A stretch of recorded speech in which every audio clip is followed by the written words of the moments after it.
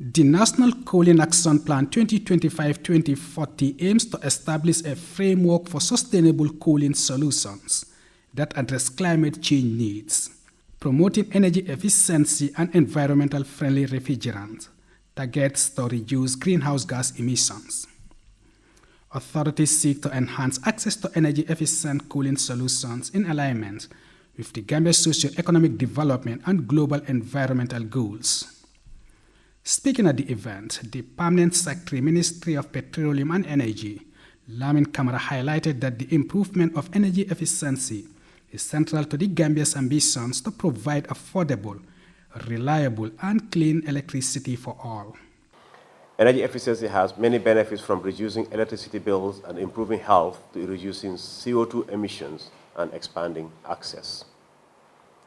Being aware of the importance of energy efficiency as a pillar to facilitate universal electricity access, fight against energy poverty, and enhance economic and social benefits, the Ministry of Petroleum and Energy, with support of the World Bank, developed the Gambia's first national energy efficiency strategy, the NEES, which focuses on the electricity demand side.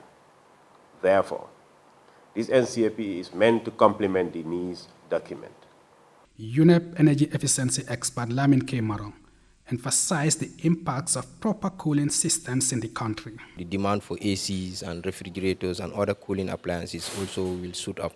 So by developing this cooling action plan, we will actually identify the measures or actions that needs to be done to actually combat or mitigate some of these rising cooling demand.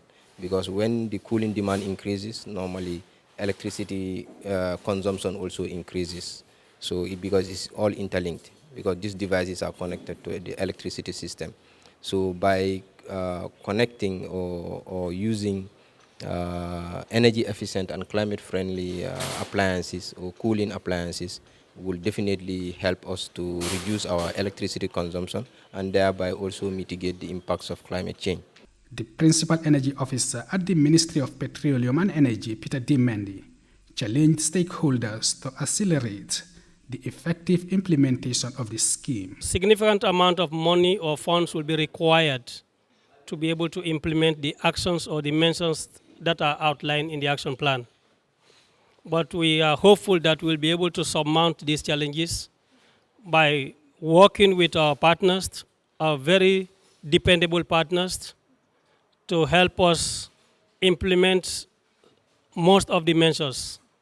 And we also rely on government support to be able to implement the measures in this action plan.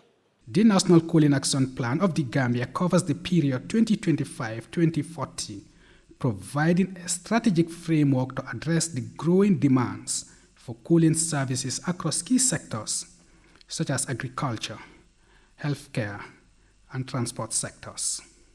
Momodou S. Jallow, GRTS News.